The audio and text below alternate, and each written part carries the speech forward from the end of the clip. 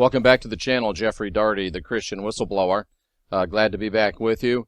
I was asked a question by one of my subscribers, and I just tried to look and tried to find the name of this woman. I'm so sorry. I am going to get better at actually writing down the names of the people that asked these questions. And she asked me, is it possible that Sophia could be the woman in Revelation 12? And I think that she got this because we've been reading through the secret book of James, which talks about Sophia, and we studied as well in Revelation. So this is Revelation 12 and the secret book of John, the Bible in Gnosis. Is Sophia the woman clothed with the sun? Now, in my book, Final Message of the Last Apostle, I don't say that it is, but it's certainly worth considering, and I'm not convinced, but it certainly gives us some interesting points to ponder. And it is a fact that if anybody in the Bible would have written something about Sophia, and if they would have written something Gnostic, it would have been John. John already wrote Gnostic thought within the Scriptures. He talked about the divine in whom there is no shadow of turning. When you get into that, you read that the glory of God casts no shadow.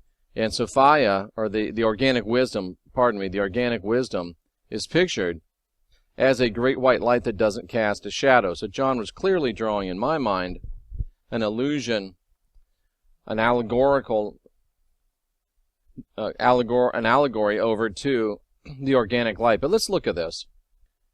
Is Sophia the woman clothed with the sun?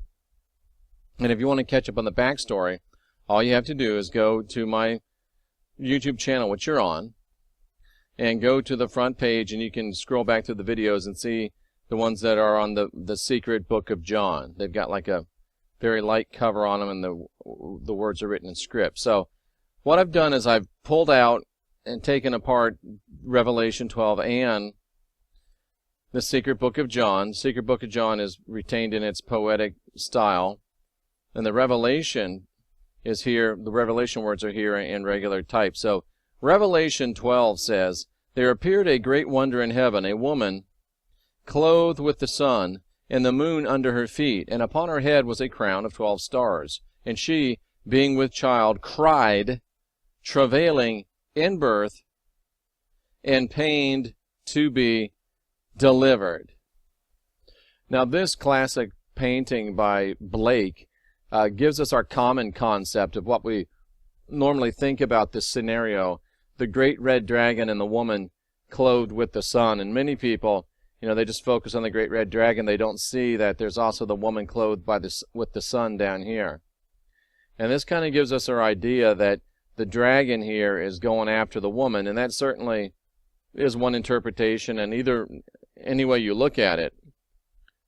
But there's also another way to look at this, and I thank my great female subscriber whose name that I've chosen not to remember at this point for some reason, is going to help us look at this from a different perspective. And there's no problem with using different perspectives.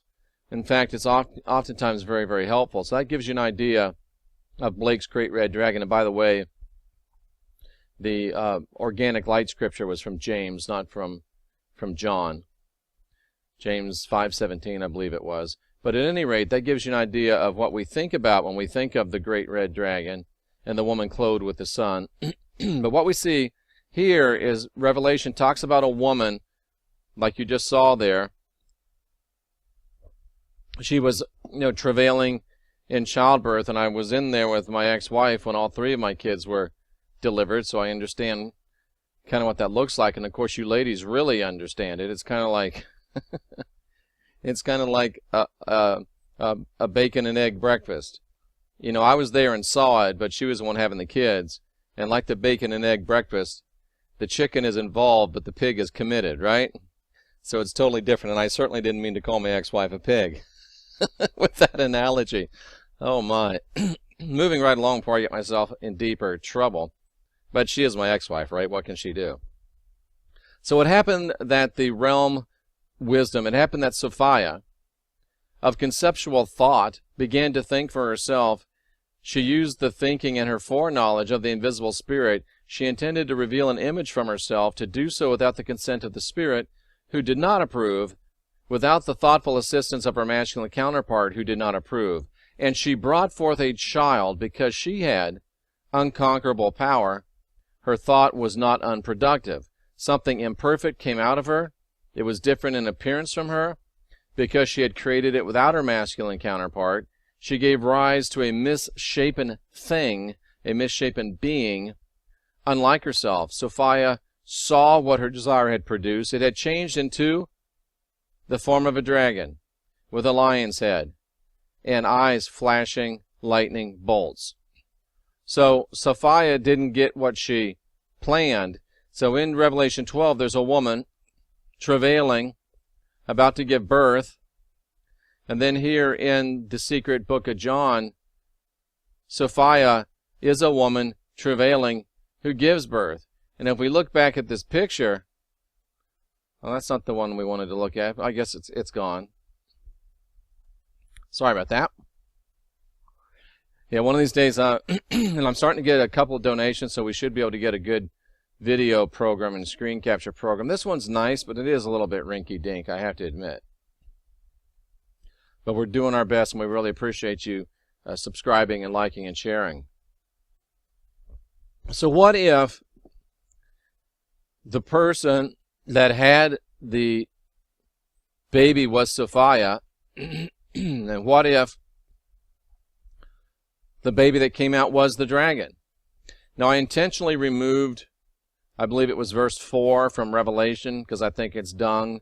And it says the dragon was standing there waiting to devour the child as soon as it was born. Now, if you remove that verse, and I have removed it, in my judgment and in my blink, it is dung. You're welcome to believe otherwise, but I have removed it, so I'm being very straightforward and upfront with you.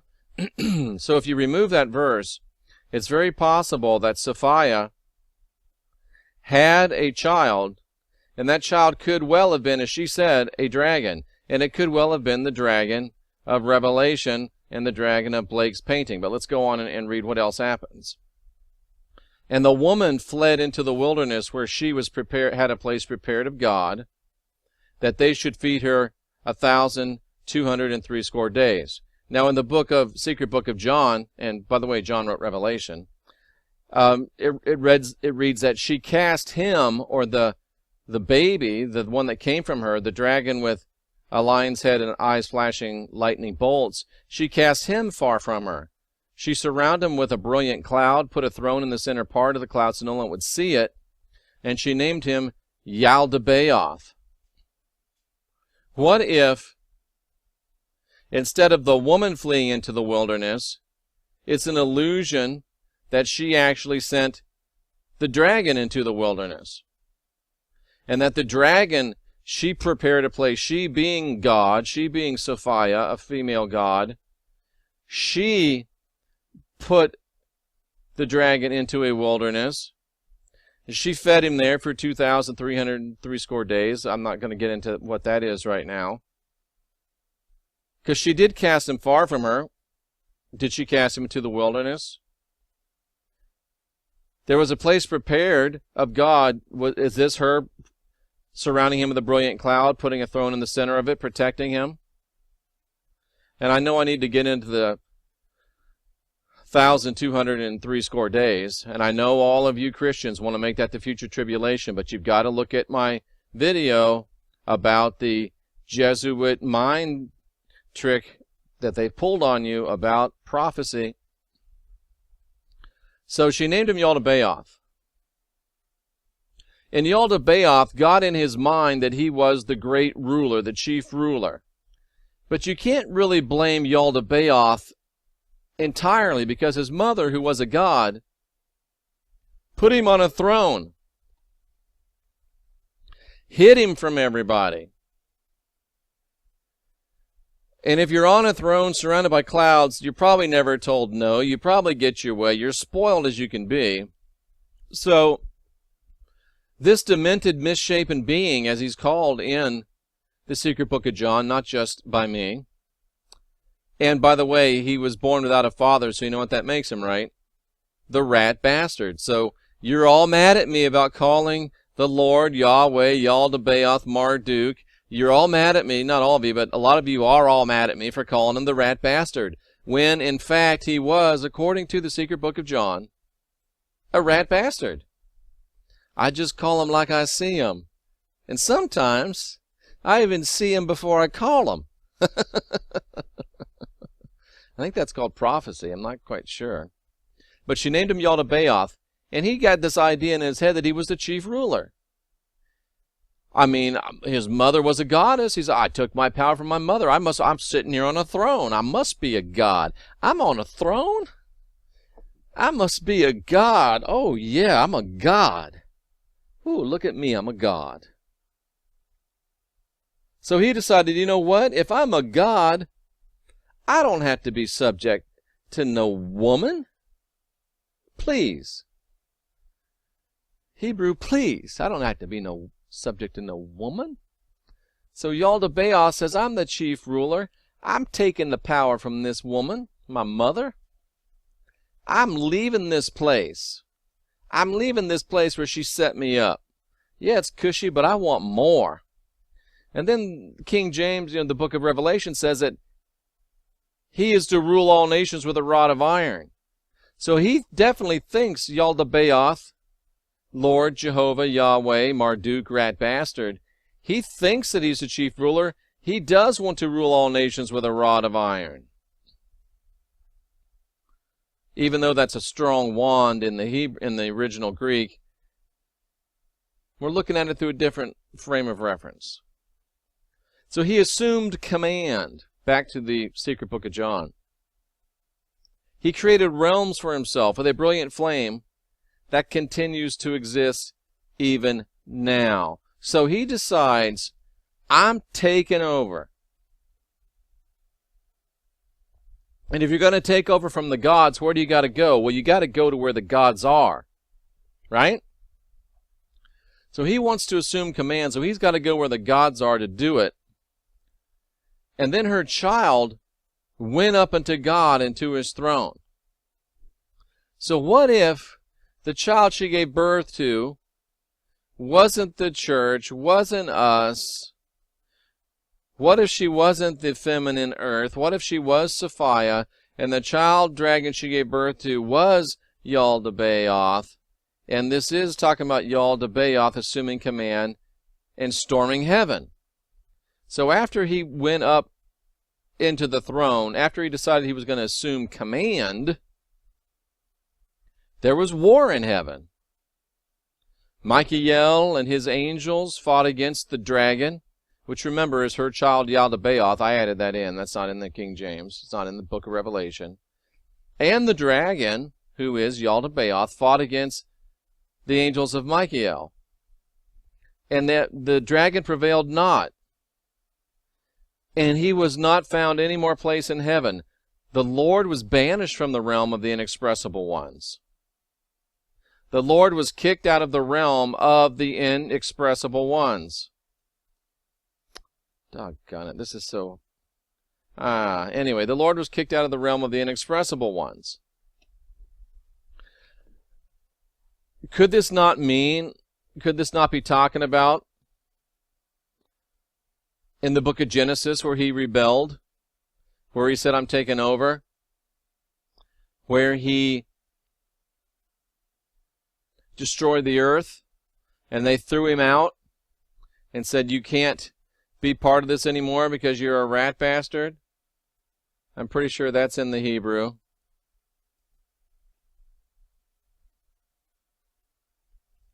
And then it says, woe to the inhabitants of the earth and of the sea, for the devil's coming down to you, has great wrath, because he knows that he has but a short time. So those of us that are living on the earth, watch out, because here he comes.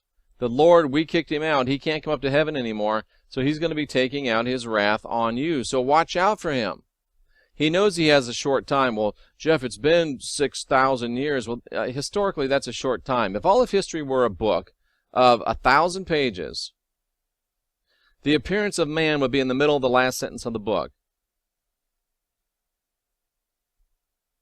That's how late in the game of history we are.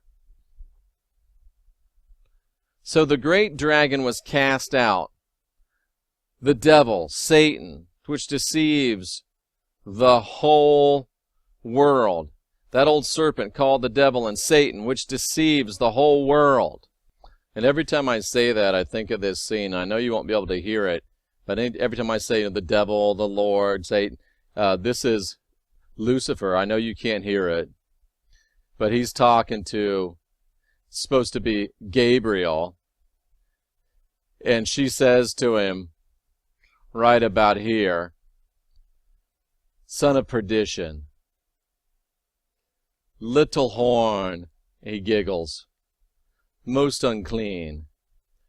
I do miss the old names. So anyway, I thought I'd share that with you. It was kind of cute.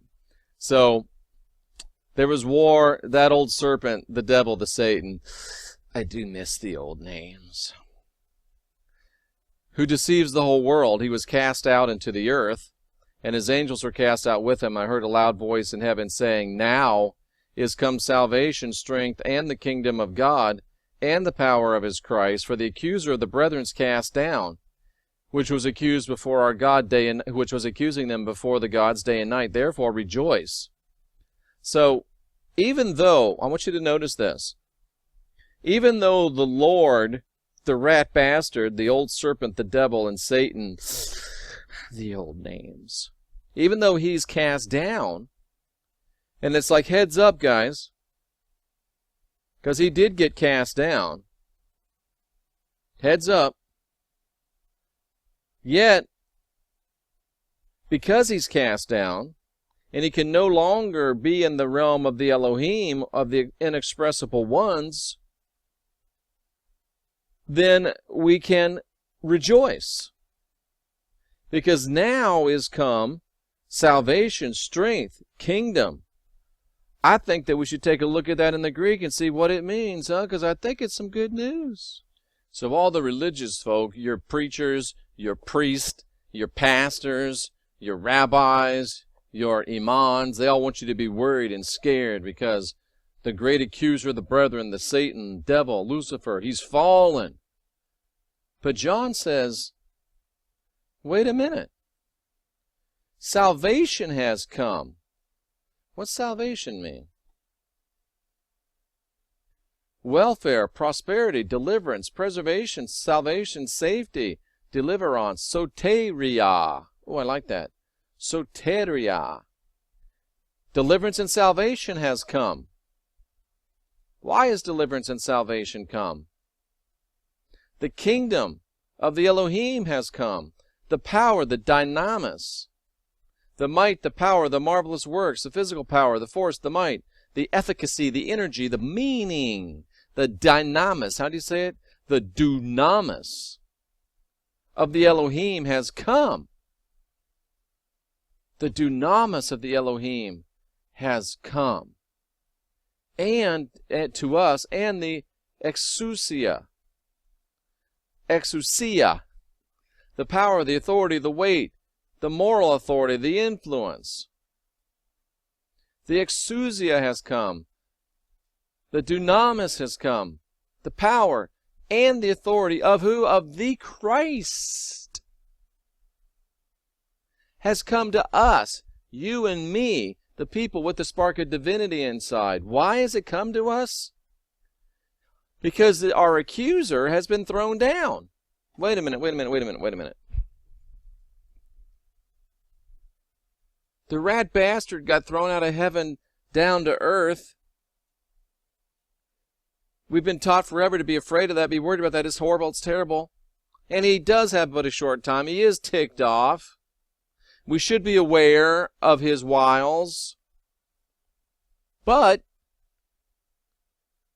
the accuser of the brethren is thrown down, and that's good news for us because he's not up there accusing us anymore before the Elohim, and he's not in a position to inhibit our transition from this realm to the next realm. He's not in between anymore. He's no longer the prince of the power of the air.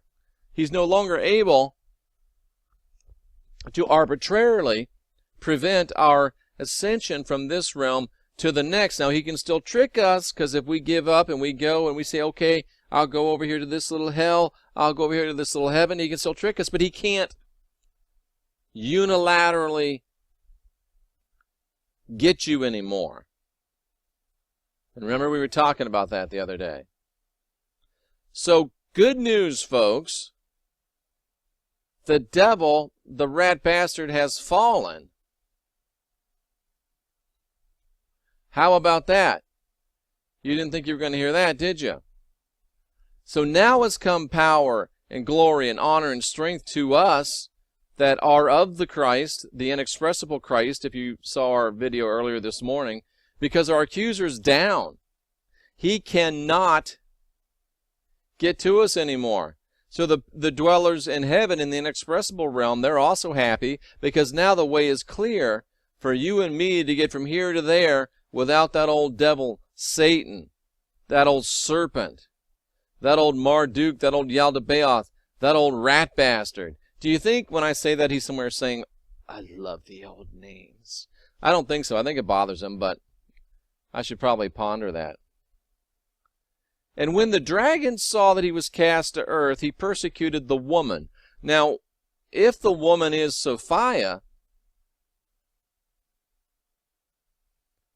the rat bastard has definitely persecuted not only the Gnostics, but everyone that is believing things along the Gnostic lines. And she was given 2 wings of an eagle, that she might fly into the wilderness in a place nourished for a time, times and half a time. We've talked about that as us being nourished, going out away from Rome and the city centers and becoming pagan, because that's what it says in the Greek, pagan. I think we talked about that yesterday. What video were we talking about that in? But there was only 4 yesterday, so you can look at them and find it. And the earth helped. So Gaia may have helped Sophia. Swallowed up the flood, which the dragon cast out of its mouth. And the dragon was wroth with the woman and went to make war with the remnant of her seed. So maybe it is Sophia. Maybe it's not Sophia. Maybe it is the rat bastard. Maybe it's not the rat bastard. But certainly a very interesting and a very powerful thing to ponder, at least in my opinion.